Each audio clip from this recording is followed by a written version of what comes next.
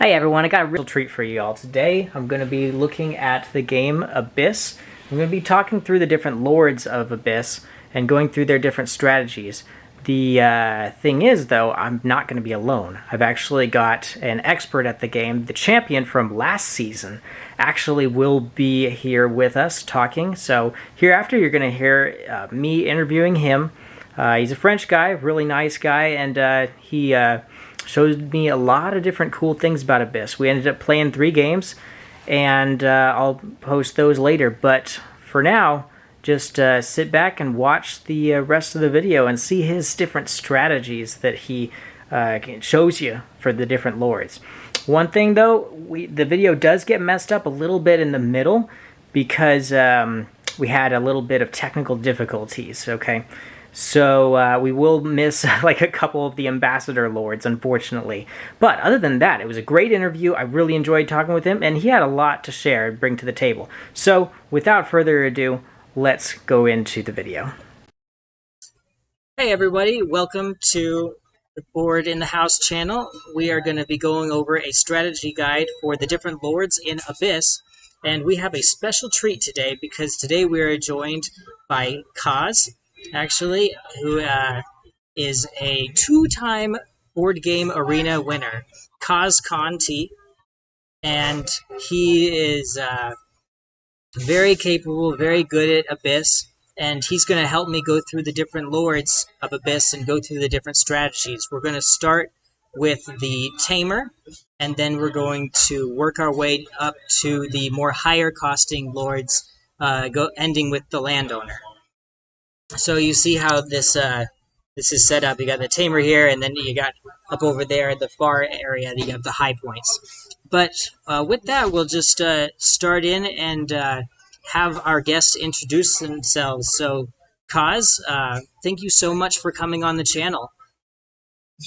Hello, hello everyone. No problem for me. It's cool, and I'm here to give some advice and help all player I can. Yeah, I just asked Kaz. I said, "Hey, you obviously know something about this game because you keep winning it." And then I got to know that, Kaz, you really enjoy the Abyss universe as well, right? Yes, absolutely. I play this game since 2 years. Yes, 2 years, and in this game I start slowly and. I think I understand the game pretty fast. Yeah, yeah, it's a very exciting universe. I love the artwork. And there's actually 2 different games. There's Abyss, and then there's Conspiracy as a Yes, yeah. So, and you're yes, actually also very good at Conspiracy, I hear. yes, yes. I have the same ranking in conspiracy and abyss. It's very different, but the universe is the same. The mechanic of the game is very different too. Uh, But I think Abyss is a bit more difficult than Conspiracy. Conspiracy, the part of luck is is a big more important. So in a game like Abyss, you can make the difference. Uh, that's it. Yeah. All right. Well, so what we have here is a setup of the. We're going to go through the low point and low cost lords first, and then we're going to end Yes. with the high cost, high point lords at the very end, and we're going to take them through different sections as we go through. And so you're going to want to help new players play this game and tell them at least get one location. That makes sense. Yes. So if each location is worth maybe 9, 10, sometimes 15 points, um, Hmm? maybe you want to value the lords that have keys that you see right over here a little bit better. So I've moved them all a little bit. I hope you can enjoy this. I moved their points somewhat, a little bit, for this funny drawing, but that's too hard to read, so we're going to go back to the original drawing. But just so the people watching can understand, these ones that have keys are worth more points because of those locations. Mhm. Yes. The most stronger lord are the lord with the key, because as you say, they can give a location, and the lord with the key have often a very strong power. And in my top 10, I have three lord. I think they are god tier, just very strong, and maybe need a nerf Yeah, because they're very strong. right. I'm going to first start in with the tamer. So I don't know what the tamer is in French. Maybe le temer. I don't know. But we'll just start right in. So the tamer.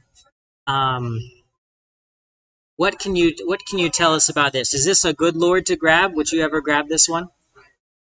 This one,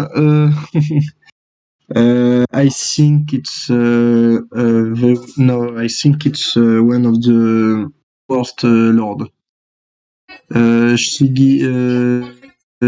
gave no point, and his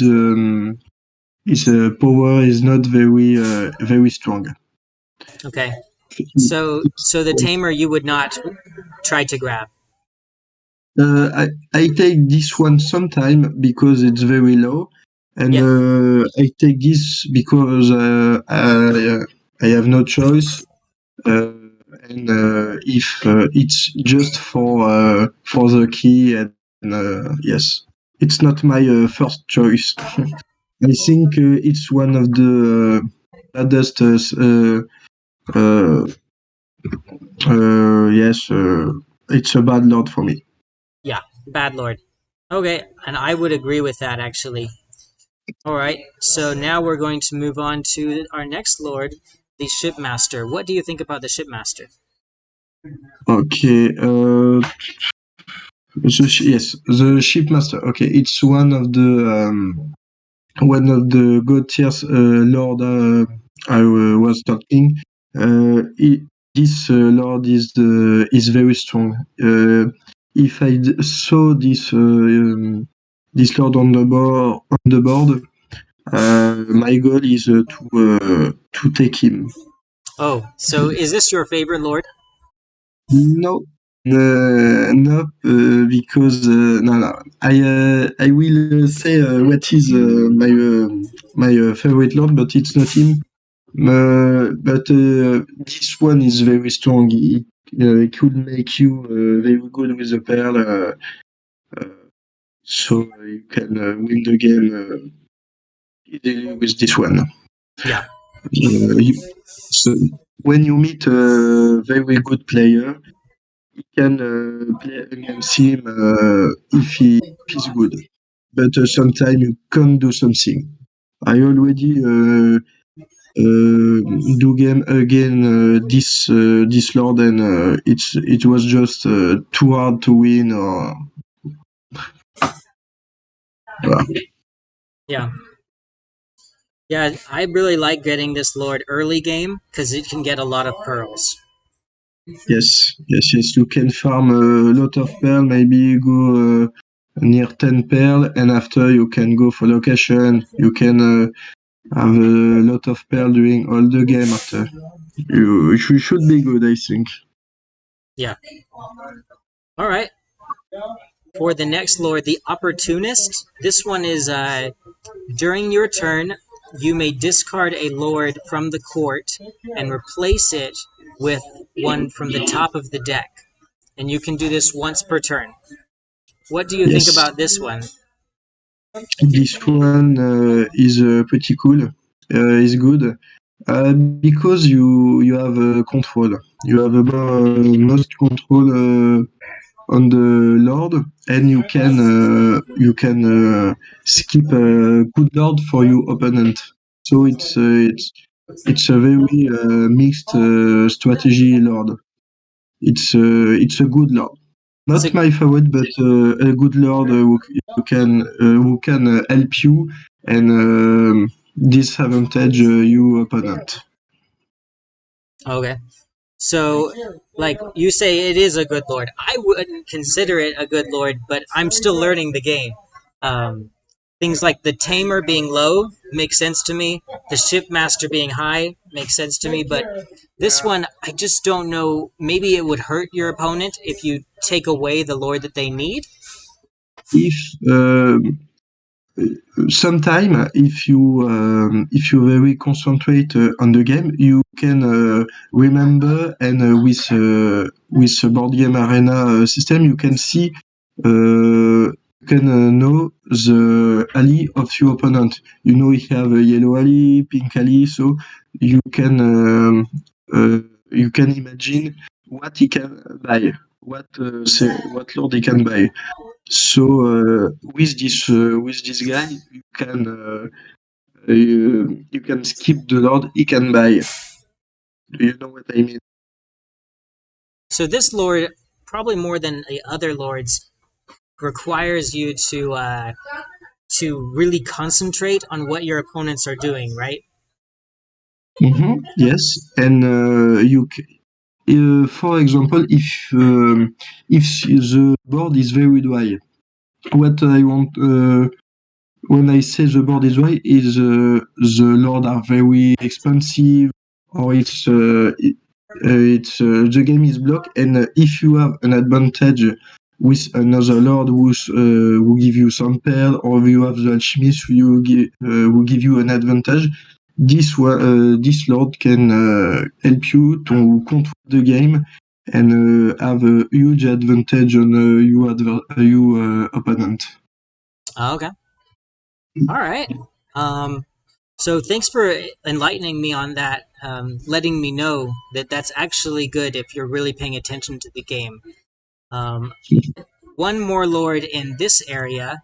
Oh wait, before we move to the next area, got my slideshow set up. We have the shaman, and that is 5 points, cost 6, and three different allies, one jellyfish. You are protected from the power of military lords.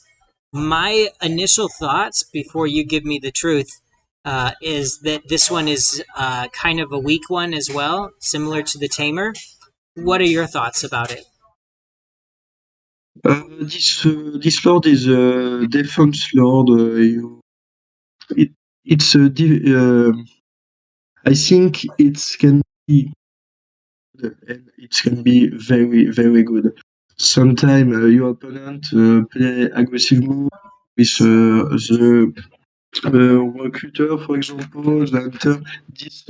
So the the shaman can really help you. Sometimes it's a real shield for you. Oh, okay. So I think it's a good card, and it's just sometimes you just want to play them for haki, but sometimes it's a real shield for you. Sometimes it's really cheap for you, so it doesn't cost very much. No, it's okay. I think if it's more expensive,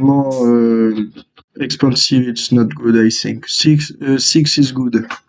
6 is good. Okay. Um, For example, I think the chip master is too cheap. ah, Yes, and I remember a game. I pay 12. I pay 12 for have the chip master, you've and paid 12 before to grab the shipmaster, but it only cost 6. yes, but I play a very strong player, and and you know, like him, the player with these guys is really really good. And on the board they have he can can take the chip master next turn. So it's all or nothing, and I can recruit four ally, an ally with 4 of power. So it's okay. And after I have a lot of pair, and it was good. Yeah, so it worked out for you just fine to pay 12, Yes. doubled the So cost. I think you don't be too shy to take the chip master. Yeah, don't be shy, you're saying. Just go take it. Mhm. Yes. So in this section, the best one would be the shipmaster. You say the worst one would be Yes. the tamer. Yes. All right. Now we're going to go on to the next section, and we're going to look at some more different lords. Um, so starting out with the alchemist is also worth 5 points, but it costs a little bit more. It costs 7, and only from the jellyfish race. The ability is kind of cool. It lets you request support from the council taking 2 different allies instead of 1 race, which you would normally do. But what are your thoughts on the alchemist? Okay. This lord is a bit like the chip master. For me, it's a god tier lord. Is very very strong, and I think it's it's one of the best with the chip master and the commander.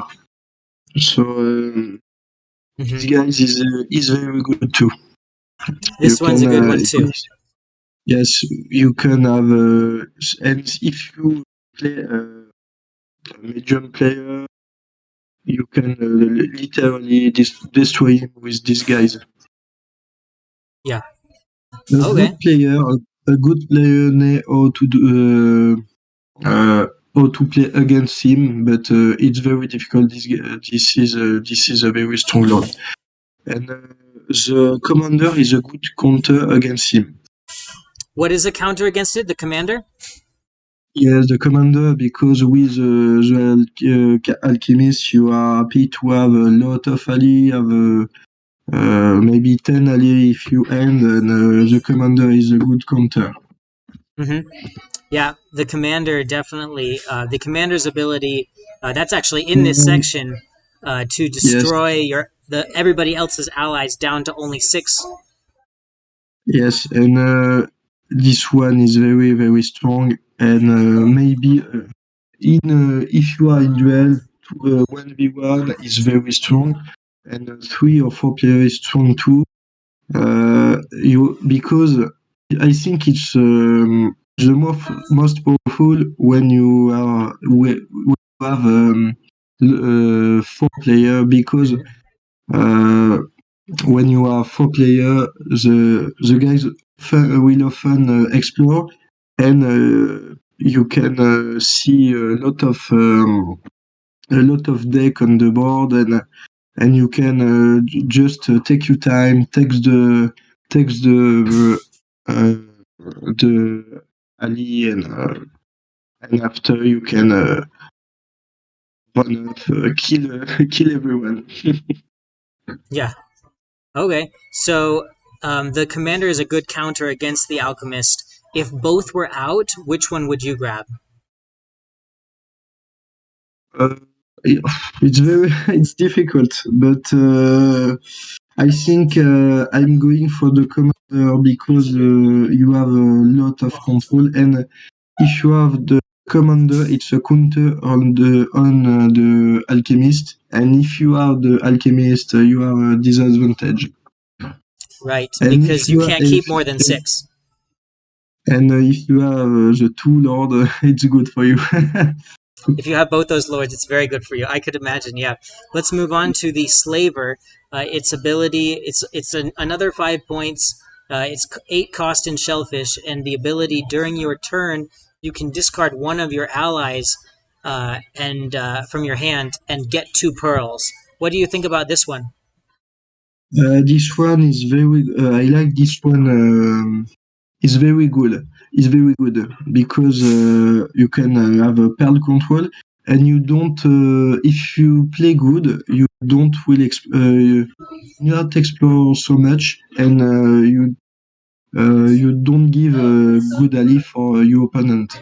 But you just need to wait, explore, and you can take the pill. You can take 2 or 3 ally in the pill conseil. So this one is very good. The control and gives a lot of pearl. Yeah, I will tell you, this is my personal favorite from this group right here. The low points, um, or yeah, the middle cost low points ones. Because it is middle cost, like eight allies is about in the middle, I think. But Sometimes yeah, sometimes it's a bit hard to buy in because it's just one color and it's cost 8. So sometimes it's difficult. right. And you can only use shellfish. So what, like 2 4s is your best, Mhm. right? Uh, Um, Before, before or sometimes you can one 5 green and a few pearl. It's yeah, very good, but it's a bit you said that the landlord is very good in a 1v1. yes, because each because in you have his effect is one turn on uh, 2 turn. It's one turn because it's your turn. Its effect is on your turn, and in a game of 4 player, the effect is less powerful because it's one time on 4 turn. I don't know if you understand. Oh, no, that makes sense. I wouldn't think of it like that, but yeah, if everybody else is buying on their turns and Mm, they're giving away pearls, then you're only getting 1 pearl, but everybody else is getting pearls on their turn, doing things from the other players, maybe. yes, it's changing a lot of things because a lot in a game of 4 player, it's not making a very difference. It's good, but so much. But in 1v1, it's just insane because you don't each turn you can have one pearl, and each turn you can buy ally of your opponent if he explore. So it's very good. I think it's my favorite because you don't need to explore with him. It's very good. Okay, and you like to play 2 player the best, right? 2 or 3? Uh, I prefer play 2 and 3 is okay. 4 it's really for fun. When I play 2 and 3, it's fun too, but it's more tactical and uh, and it's more competitive. It's just for I think 4 player. It's more for fun, not very competitive. Yeah, because if you're losing, you can just give the win to somebody else. Yes, yes, yes. Okay, that's a fair assessment of it. It happens a lot of games. So we'll go on to the treasurer now. The treasurer is the for you. The cost is reduced by 2. What do you think about this, Lord? Yes, 5 points. Yeah.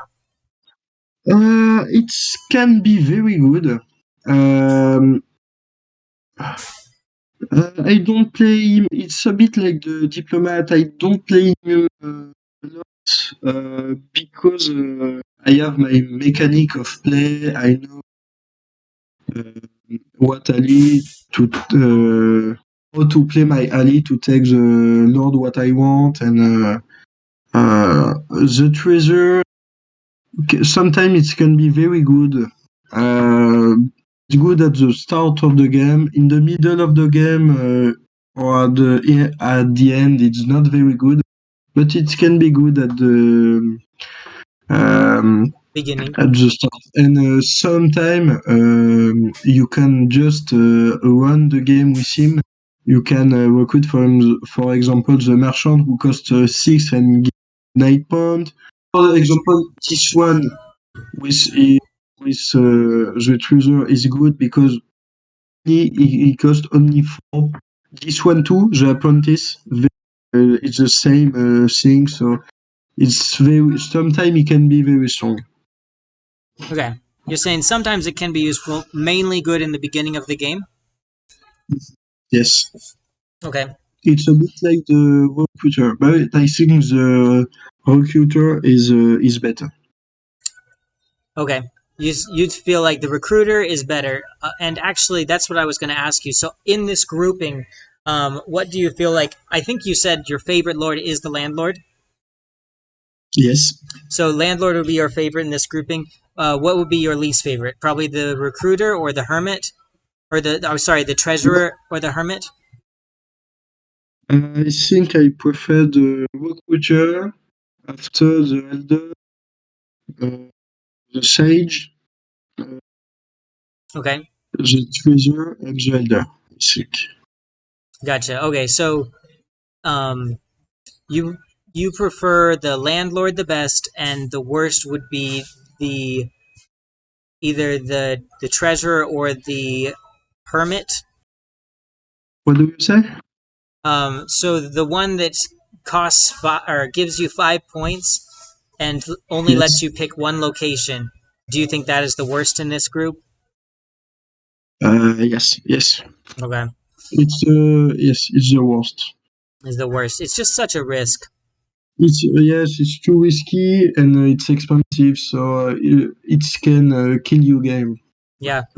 So that's unfortunate, but yeah, the hermit. It's fun to play with. Maybe you get something really great, but it's a risk. Yes.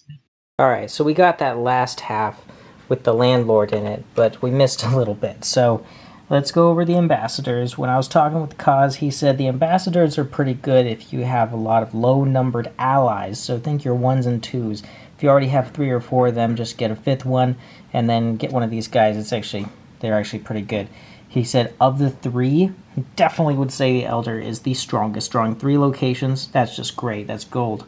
Drawing 2 locations with the Sage is alright, and you get 1 more point. This is not very good, actually. So much worse than the other 2 right here, and I'll tell you why. Kaz said this is just a gamble. It's fun, but it is a gamble. Your 1 location could be terrible, so it really comes down to luck. With 2 different locations, you could get maybe one that's a 7-pointer and one that's a 10-pointer, and you get 10 points out of it. Okay, this one you might be stuck with the 7-point location. And the Elder, you're going to be able to choose maybe something even higher than 10 points with that. So potentially drawing 3, that could be really great.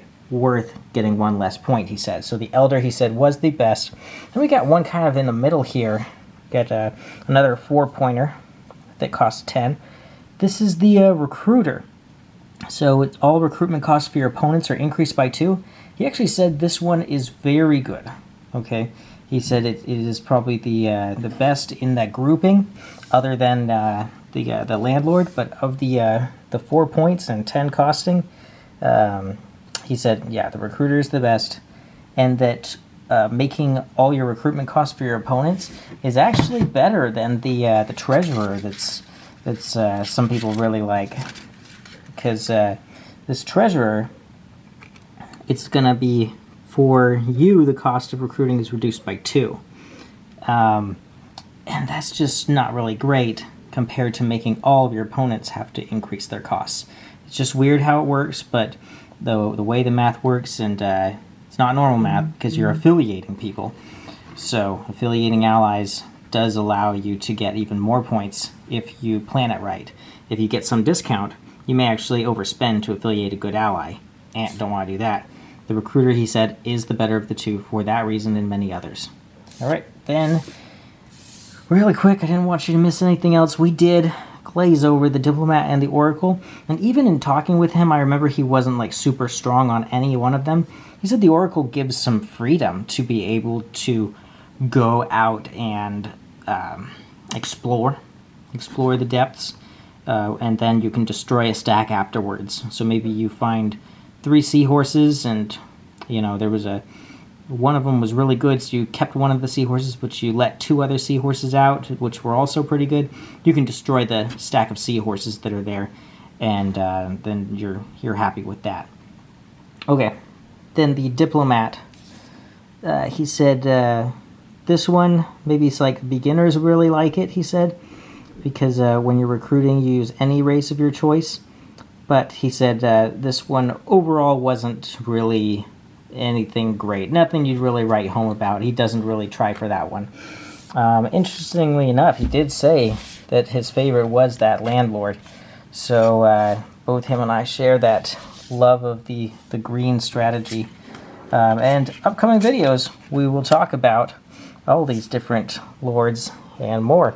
So stay tuned, but this was only half of that. So pretty long video, but I'm really glad that you guys are on for the ride.